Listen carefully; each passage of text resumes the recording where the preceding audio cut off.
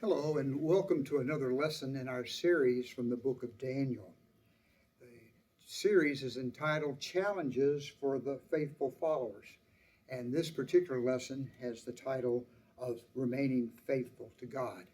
This particular lesson comes from Daniel chapter 6, and this describes the incident that we are so familiar with from our childhood days in Sunday school, Daniel in the lion's den, a favorite story of all children in Sunday school, and we want to go through it today, and maybe we can learn at least a little bit something new and be challenged once again by Daniel's faithfulness. As we've mentioned in prior lessons, there is some debate as to who exactly wrote Daniel. Some believe that the book of Daniel is fiction, that it is a fictitious account of things that happened during the Babylonian time, but was not written until the 2nd century BC, when the Greeks were in control, and a particular Greek ruler by the name of Antiochus Epiphanes was being very, very harsh in his persecution of the Jews. And the theory goes that it was written at that point in time, talking about what happened back in Daniel's day, fictitiously, with the idea of giving encouragement to these people who were under such persecution from Antiochus Epiphanes. Now, part of the reason that people believe that is because so much of what Daniel speaks of, the book of Daniel speaks of, is prophetic, and those prophecies came true. And many people believe that God does not give man the knowledge of the future, and so this, instead of being prophecy, was really history written after it had already happened and then being written of as though it was prophecy. However, most conservative commentators and the consensus of the commentators that we read seem to suggest, or do suggest, that this in fact was the book written by Daniel, the young man who was living in Jerusalem as a teenager at the time that the Babylonians defeated the Assyrians and the Egyptians, and then came and took control of Jerusalem, and then took Daniel and several of his friends back to Babylon to live their life in exile. This would have all happened about 605 BC. It is believed that this is an actual account of these four young men, Daniel, Shadrach, Meshach, and Abednego, and these are incidents that occurred as they stood faithful in their commitment to Yahweh, Yahweh, the God of Israel.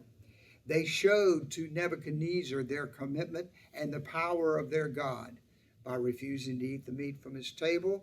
And of course, their training ended up them being found 10 times smarter than any of the wise men in Babylon.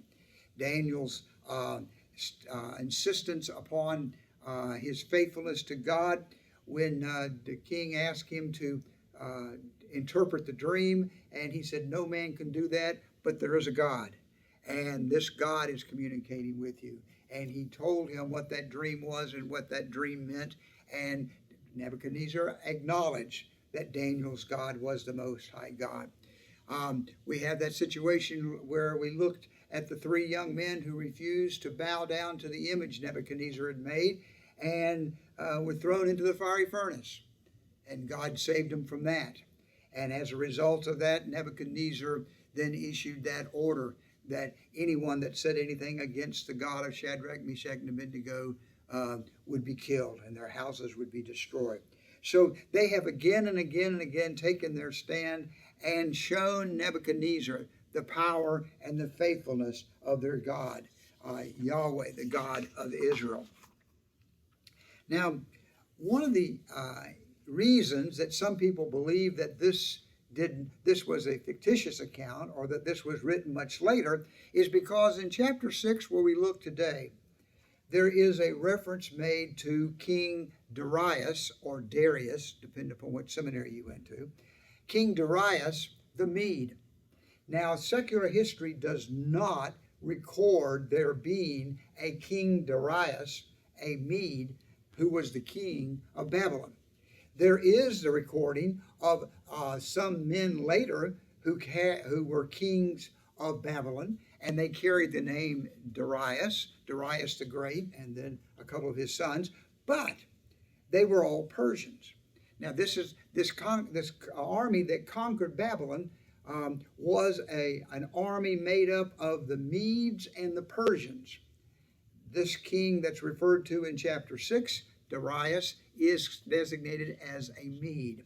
So we'll need to look at how we explain that. Some people suggest that the title Darius was simply a generic title that was given to anyone who was king. Other people suggest that Darius refers to Cambyses, who was the son of Cyrus, the Persian king, who was the leader of the Persian army that defeated the Babylonians. Other people believe that Darius was the name given to the man who was appointed to serve as the governor of Babylon by Cyrus. Now, after Cyrus comes in and takes the city, he leaves and goes off doing other things, fighting other skirmishes, but he leaves the city of Babylon under the control of an appointed governor by the name of Gaburu. And many people believe that Darius is the name that was given to this man Gaburu, who was appointed to be the ruler and in essence the king of Babylon. We're not real sure who exactly this Darius is, but what we understand is he is there ruling Babylon as though he is the king. The people see him as the king. He's in charge of the Babylonian Empire, and of course this is all under the supervision of Cyrus, the Persian king, who is really in control of the Medo-Persian Empire with that army. Now, one of the things that is interesting about the Persians' rule in the setting up their kingdom is they put great detail into the political organizational structure of their kingdom. And what they would do is they would take a conquered area and divide it up into, and they call them satrapies. This would be like a state, if you will, a geographical district. And over each satrapy, they would put an official called a satrap. This would be like a governor or a ruler. Okay? Then they would take those satrapies, those like a state, and they divide those up into smaller organizational structures like a county. And they would call these provinces. And over each of the provinces, they would put another ruler, sometimes referred to as a governor. So we see references made to the satraps and the governors. These are people who have been appointed to be the administrative official over this area under the Persian rule. Now, another interesting facet of this particular day that we need to be aware of is the existence of lions. In that day and time, in ancient history, lions are in great number in this area of the world. Now, since they lived off of the eating other animals, they primarily lived in forested areas, on mountainsides or down in valleys, wherever there was a forest that would raise other animals, so they would have something to eat.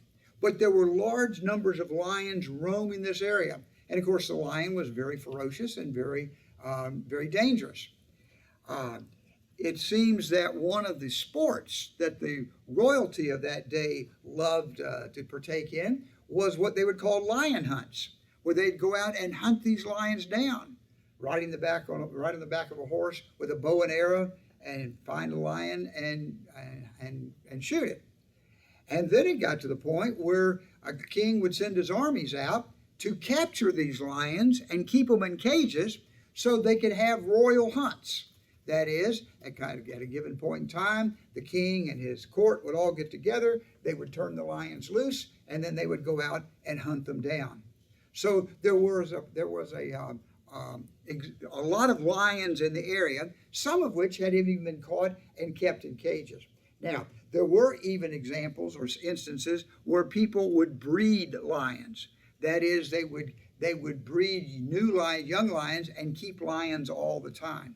So the existence of lions or a lion's den was not unusual or anything out of the ordinary in Babylon where the Persian king Darius is located. Okay, with that background, now let's look at Daniel chapter 6. Now remember, this is Daniel's been taken into captivity. Nebuchadnezzar's been king. We've had all this that we've talked about before happening while Nebuchadnezzar was alive. In that last lesson, we looked at the night that the kingdom fell, Nebuchadnezzar having died, having gone through 2 or 3 kings, Belshazzar's on the throne, Daniel interprets the handwriting on the wall, and we said that that night the Babylonian army, or the city of Babylon, fell to the Medes and the Persians.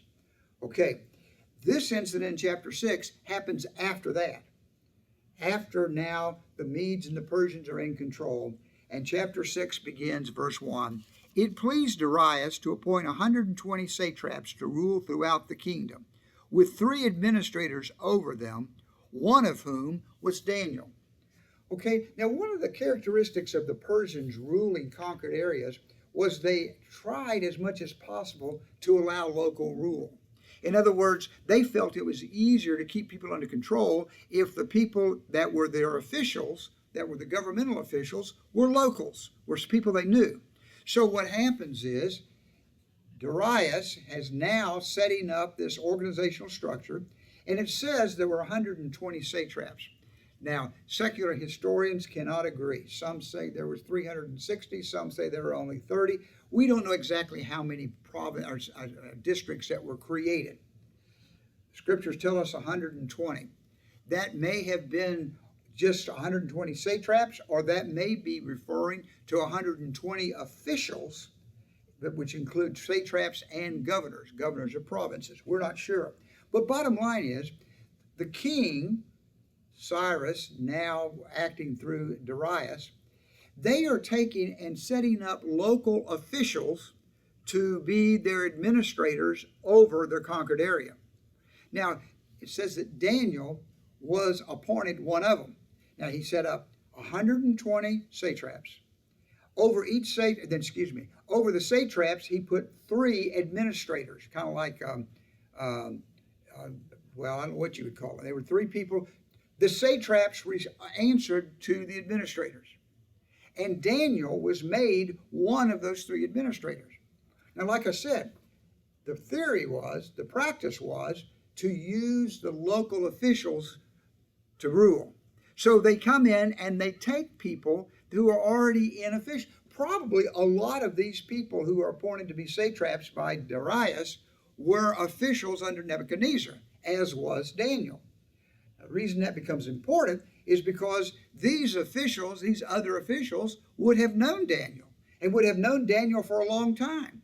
They would have known about his training, about his refusing to eat the meat. They would have known about his interpreting the king's dreams. They would have known about the fiery furnace. They would have known all these things.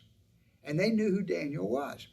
Probably when the Medes and the Persians conquered the city of Babylon, it wouldn't be surprising, but that some of the people told the invading army about Daniel's prediction the night the city fell. In other words, he predicted the Babylonians were going to fall, that the king was Belshazzar was going to be killed. He predicted all that, and so the Medes and the Persians would have seen Daniel as a friend. He's already established himself as a ruler. He's established himself with administrative abilities, and so Darius has taken him, and he's friendly toward the Medes and the Persians. So Darius has taken him and made him one of the 3 of the administrators overruling the satraps.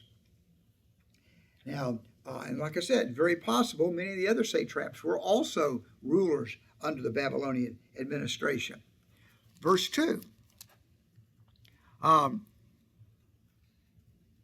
With these administrators over them, one of whom was Daniel, being successful, he's been appointed as an administrator, the satraps were made accountable to them so that the king might not suffer loss.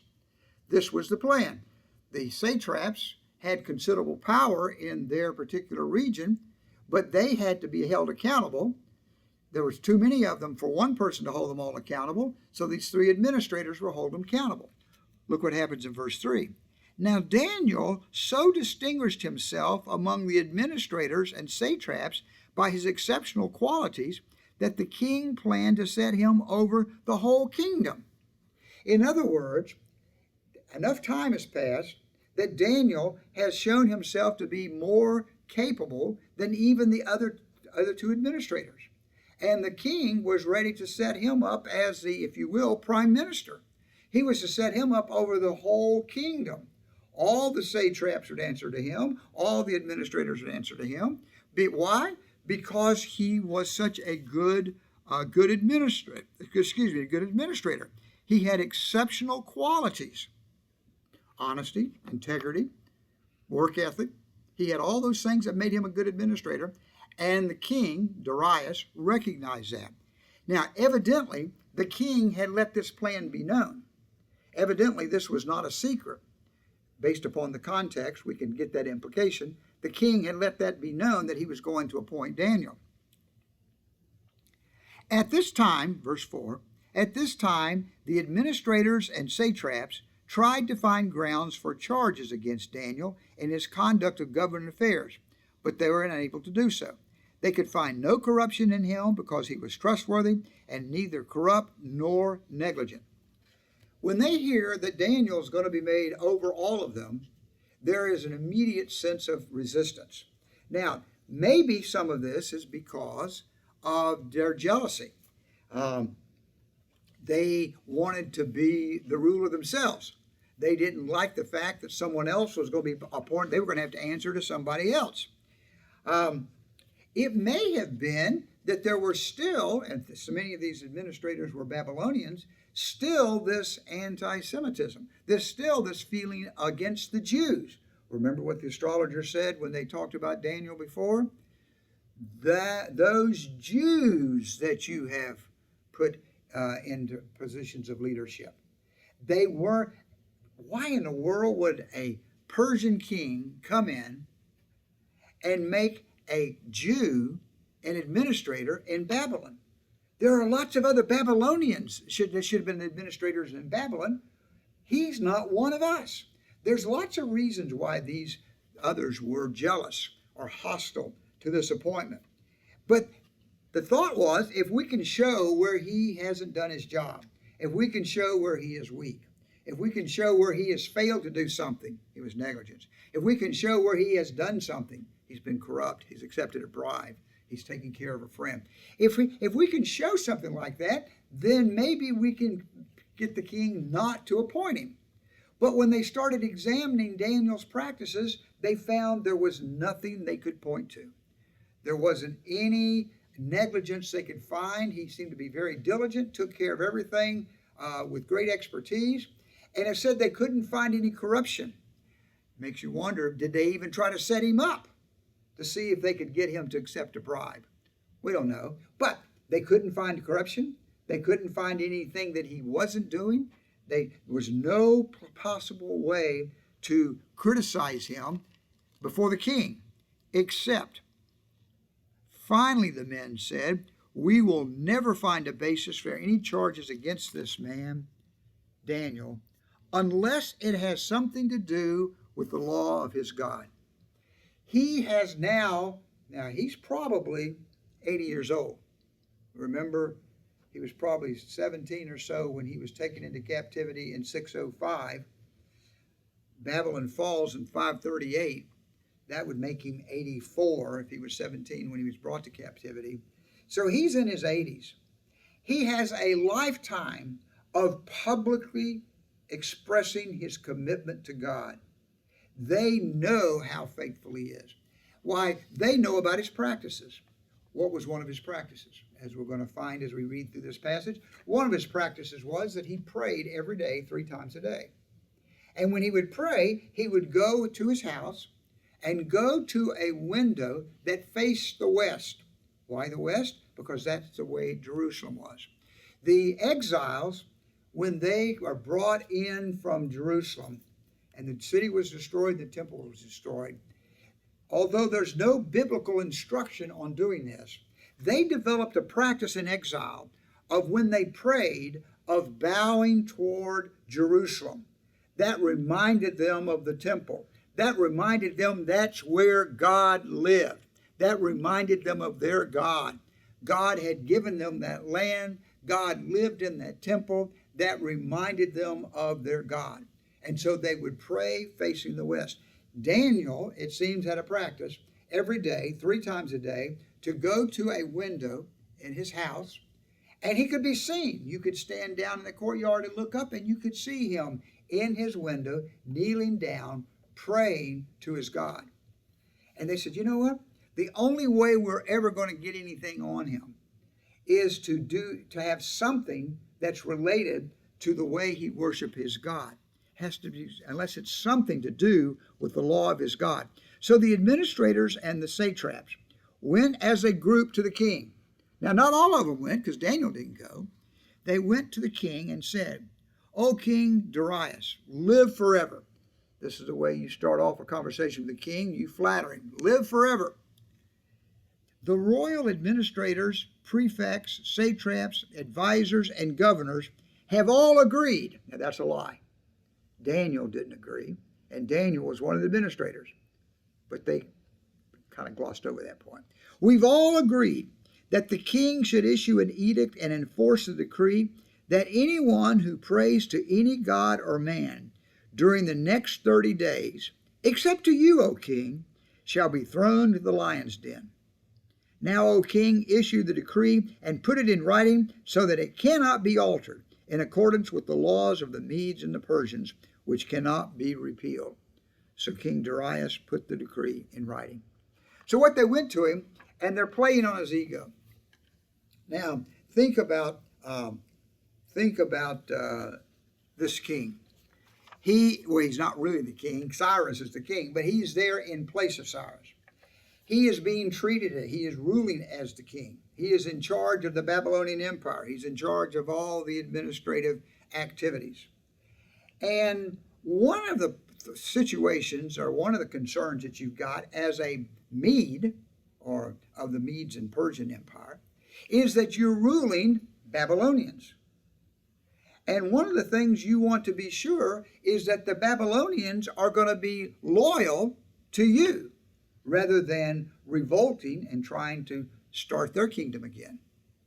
This idea of having these people all bow down and make their prayers to him would suggest that these Babylonian people, all of them, were acknowledging him as king and the Medes and the Persians as being in control. It would show that these people have submitted themselves to the rule of Babylon and to the rule of the new king. So this playing on his ego. Now, it wasn't necessarily that he thought himself to be a god, but it was kind of heady for him to think, well, if they're all bowing down to me, it's only for 30 days. If they're all praying through to me, then they will acknowledge, no matter what gods they're praying to, they have to pray to me. No matter what gods they serve, they still recognize that the Medes and the Persians are more powerful than any of their gods. So this was kind of playing on his ego, playing on flattering him up, buttering him up, and playing on his ego. Now they said, put it in writing.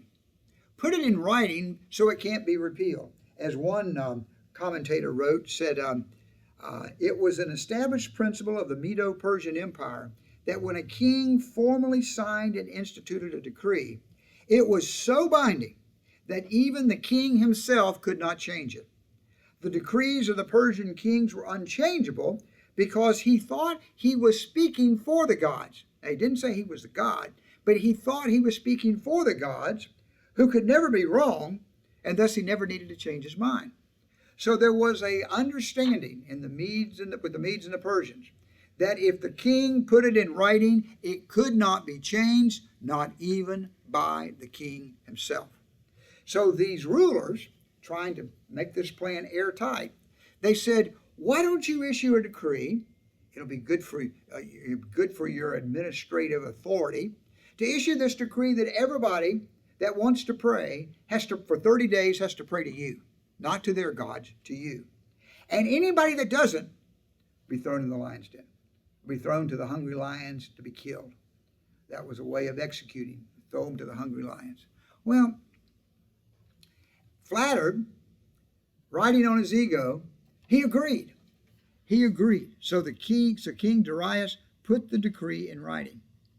Now, Daniel wasn't there. How do we know that? In verse 10 it says, when Daniel learned that the decree had been published, past tense, learned. He didn't know it before it was published. When he learned after the fact, he wasn't there, he learned that it had been published. He went home to his upstairs room where the windows opened toward Jerusalem. 3 times a day he got down on his knees and prayed, giving thanks to his God. Wait a minute, giving thanks to his God? What does he have to give thanks for? He's 80-something years old. He spent his whole life 500 miles away from home. He's faced test after test after test. Now he's been told he's not to pray, and in doing this praying, he is violating the king's law, and the king has said whoever violates the law is going to be killed. What does he have to be thankful for? His commitment to God. He's thankful for what God has done in the past, and he is confident that God is going to take care of him. So he got down on his knees and prayed, giving thanks to his God, just as he had done before. You see, his praying was a routine.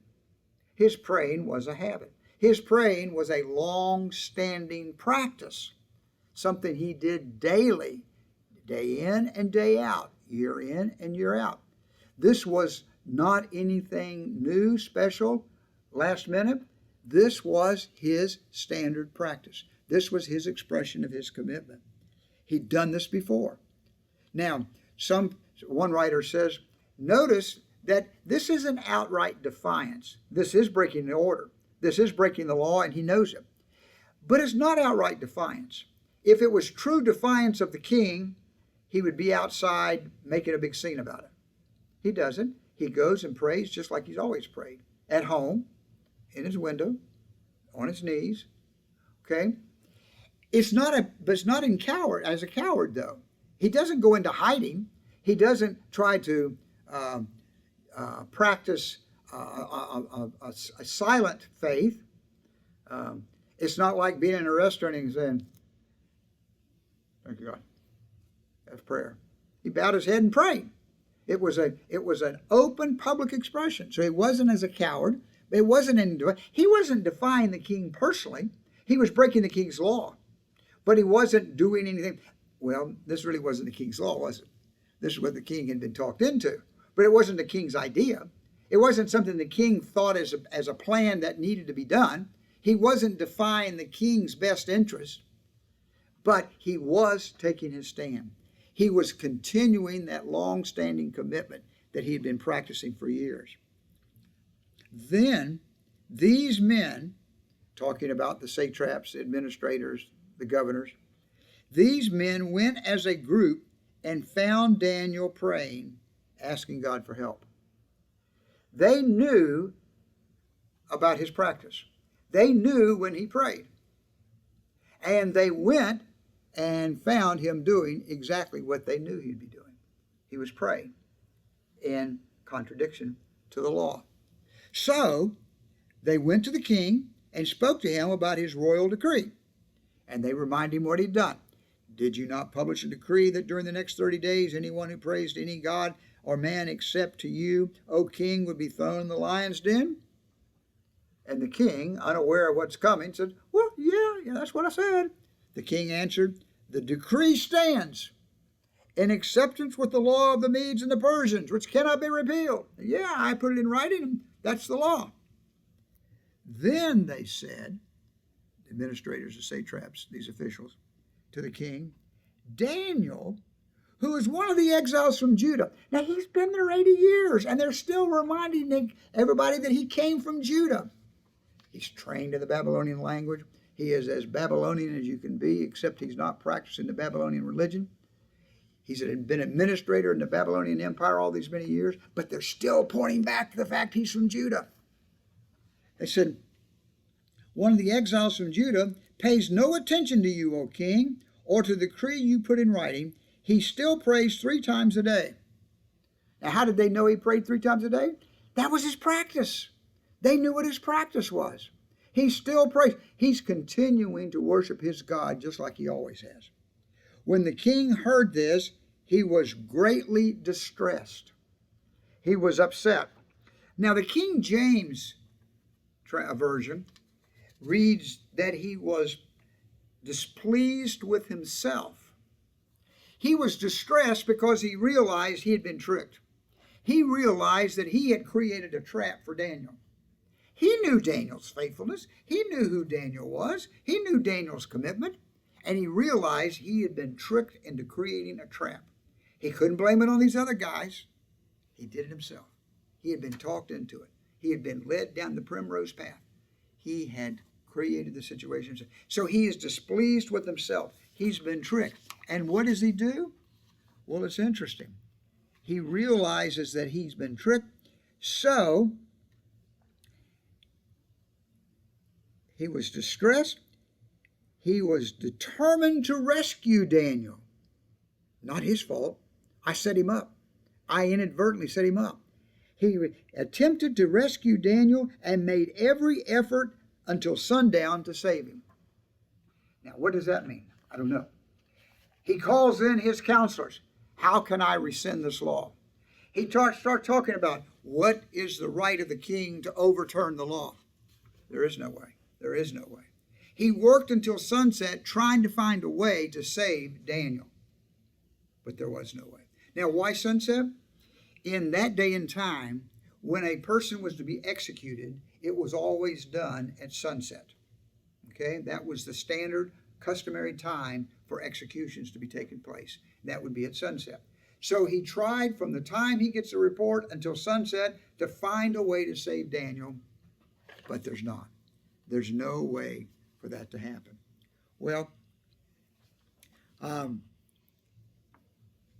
then, verse 15, the men went as a group to the king and said to him, remember, O king, that according to the law of the Medes and the Persians, no decree or edict that the king issues can be changed. And so we understand you're trying to save him. We understand you're trying to overturn the edict. But remember, by the law of the Medes and the Persians, you can't do that. Your hands are bound. You can't overturn, you can't save him. They reminded him of the dilemma he was in. So the king gave the order, and they brought Daniel and threw him into the lion's den. Now, the lion's den is thought to have been, well, some people describe it as a cistern, but it would be much larger because the lions lived in and needed a lot of space to live in. But it would be something that had it would be like a large room area or whatever, and would have evidently an open top, because later on we're going to be talking about lifting him up. So when they would throw you in, they would throw you over the top down into this contained area where the lions were being kept. So he gave the order. They brought Daniel, threw him into the lion's den, and the king said to Daniel, may your God, whom you serve continuously, rescue you. May your God, whom you serve continuously, rescue you. Was this an expression of the king's faith in Daniel's God? Well, he seems to be saying, I've tried my best to save you, and I can't. Oh, I only hope that your God can. Whether it's an expression of faith or it was just a resigning of the fact he couldn't do anything, and if anything was going to happen, it would have to be Daniel's God. He makes that statement. He is sympathetic to Daniel's plight. May the God that you've served continually.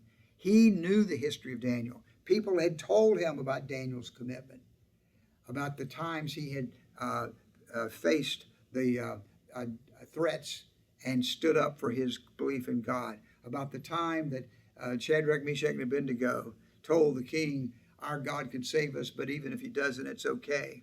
And God saved them. He knew about this God and this God's power. And so he says, may your God that you serve continually, may he save you. A stone was brought and placed over the mouth of the den, And the king sealed it with his own signet ring, and with the rings of his nobles, so that the Daniel situation might not be changed. Here is the danger. While he goes back to the palace, if the lions haven't killed Daniel, these nobles who are mad enough to create a situation like they've done, they may pull Daniel out and kill him themselves.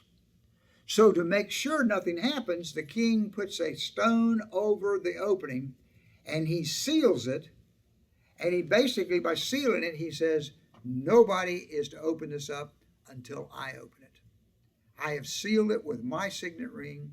It cannot be disturbed until I open it myself. He's trying to protect Daniel from the animosity of these other men. Well, what happens then? He goes home. It says, then the king returned to his palace and spent the night without eating, without any entertainment being brought to him, and he could not sleep. He spent a sleepless night. Why? He was anxious over Daniel's safety. He was concerned about what he had done. He was fearful that Daniel would not survive these lions. He is concerned that there was nothing he could do to help Daniel. Well, look what happens. Verse 19. At the first light of dawn, the king got up and hurried to the lion's den. When he came near the den, he called to Daniel in an anguished voice, Daniel, servant of the living God, has your God, whom you've served continually, been able to rescue you from the lions? He calls in there, Daniel, you are the servant of the living God. Now he acknowledges Daniel's God is the living God. He said, you've served this God. Has he been able to save you? Has he been able to rescue you? The king recognized the situation. Except for a miracle, Daniel would be dead. There is no way someone would survive a night in the lion's den with these lions because they were hungry. They kept them hungry. No way anyone would survive in the lion's den except by a miracle. And the king didn't know whether he had the faith to believe it or not. Did your God save you? Was he able to? I hope he was, but I don't know if he was or not. Was your God able to save you? Has your God, whom you have served continuously, been able to rescue you from the lions? And Daniel, standing inside, answers back, O king, live forever. Notice how when you're talking to the king, you always start off by buttering him up. O king, live forever. Now, when the Babylonians said that to King Darius, that was a good sign because they were Babylonians and he was a Mede, and they were sharing their loyalty. Daniel says this, and if he is saying it, he's alive, and that means Daniel's been spared by God, and now this one who has been spared by God is saying, may the king live forever. King, live forever. My God sent his angel, and he shut the mouths of the lions. They have not hurt me, because I was found innocent in his sight, nor have I done anything wrong before you, O king. He said, yes, my God has saved me. My God has found that I have done nothing wrong for which I should be punished by him. And he's found that I've done nothing wrong to you. Now, wait a minute. He broke the law. The king issued an order. He violated the order. But Daniel is making this distinction. King, I know this wasn't your order. You did it because these other people told you to. And I've done nothing to harm you. I've done nothing in defiance of you personally. I've done nothing that's contrary to your best interest. And yes, my God not only has the ability, the power, but he has saved me. He sent an angel, and the angel shut the mouth of the lions. The king was overjoyed and gave orders to lift Daniel out of the den. That's why I'm saying it was open at the top. And when Daniel was lifted up from the den. No wound was found on him because he had trusted in his God. There was no injury, no wound, no teeth marks, there was nothing to indicate that anything had happened to Daniel. At the king's command, well, let's stop right there. Daniel, because of his faithfulness, has been spared. Daniel, because of his faithfulness, has once again witnessed to the Babylonian king, now to the king of the Medes and the Persians. He has witnessed to them of the power and the grace of the living God. And now this king has seen exactly the power of God, because he recognizes, but for a miracle, Daniel would be dead. Now I keep emphasizing that. And the next verse shows exactly how hungry these lions were. At the king's command, verse 24, the men who had falsely accused Daniel were brought in and thrown into the lion's den, along with their wives and children. So he has all the men who were involved in this conspiracy to kill Daniel. He has them brought in, arrested and brought in, along with their wives and their children. And all of them, men, wives, children, are thrown into the lion's den. And look what happened. And before they reached the floor of the den, the lions overpowered them and crushed their bones. What am I saying? These lions were hungry. It's not like Daniel was spared because these lions were asleep. It's not like these lions, Daniel was spared because somebody got in there and drugged these lions. These lions were ready to eat.